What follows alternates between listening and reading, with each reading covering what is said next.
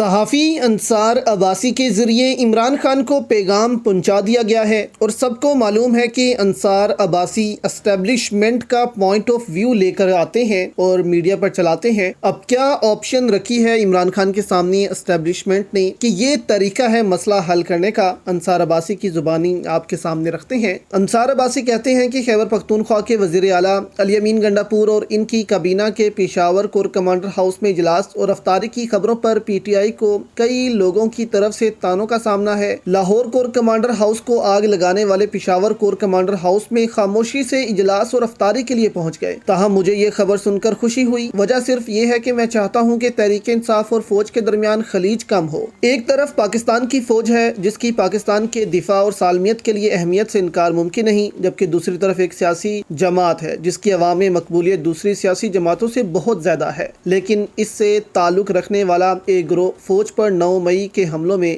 شریک تھا۔ انہوں نے کہا کہ بار بار عمران خان بھی یہ شکایت کرتے رہے کہ اسٹیبلشمنٹ ان سے بات ہی نہیں کر رہی۔ بانی چیئرمین تحریک انصاف نے یہ بات اپنی گرفتاری اور انتخابات کے بعد بھی ایک سے زیادہ مرتبہ کی۔ انہوں نے کہا کہ تحریک انصاف کی جانب سے یہ کہا گیا کہ اس میٹنگ کا فوکس صوبے کے سیکیورٹی معاملات تھے، جو اگر ایک طرف خیبر پختونخوا میں دہشت گردی کو کنٹرول کرنے کے لیے ضروری ہے تو دوسری طرف پی ٹی آئی حکومت اور فوج کے درمیان بہتر ورکنگ ریلیشن شپ اور دونوں کے درمیان ماضی کی تلخیاں ختم کرنے کا باعث بن سکتا ہے۔ اب انہوں نے آگے کہا کہ اب ایسے میں فوج اور تحریک انصاف کے درمیان جس خلیج میں کمی اور خاتمے کی میں بات کر رہا ہوں اور جو عمران خان اور تحریک انصاف خود بھی چاہتے ہیں، وہ کیسے ممکن ہے؟ خان صاحب کا ایک بڑا سیریس مسئلہ ہے، وہ نہ اپنے غصے پر قابو پا سکتے ہیں نہ اپنی زبان پر ان کو کوئی کنٹرول ہے۔ اسی غصے اور ایسی ہی باتوں نے ان کو اس حال میں پہنچا دیا ہے۔ انہوں نے کہا کہ جو باتیں انہوں نے گزشتہ روز کی اور جو اخبارات میں شائع بھی ہوئیں، انہیں پڑھ کر عمران خان کی اپنی ہی خواہش کے ان کے اسٹیبلشمنٹ سے تعلقات بہتر ہونے چاہیے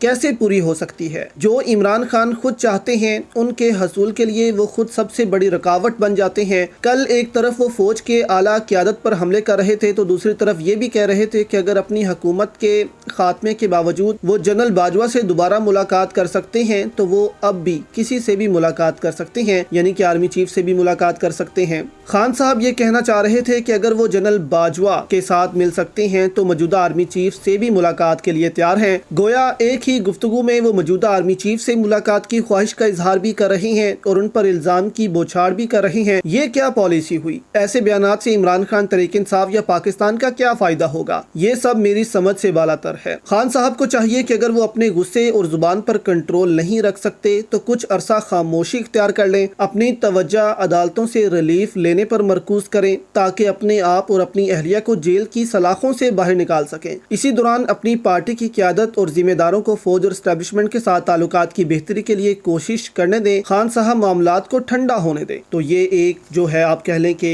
اسٹیبلشمنٹ کی جانب سے ہی ایک آفر ہے عمران خان کو کہ آپ چپ کر جائیں، فوج پر ایسے الزامات مت لگائیں، تعلقات ہم سے بہتر کر لیں اور آگے بڑھیں۔ تو آپ کس پر دوستوں کیا رائے ہے؟ نیچے کامنٹس میں اپنی رائے بھی ضرور دیں۔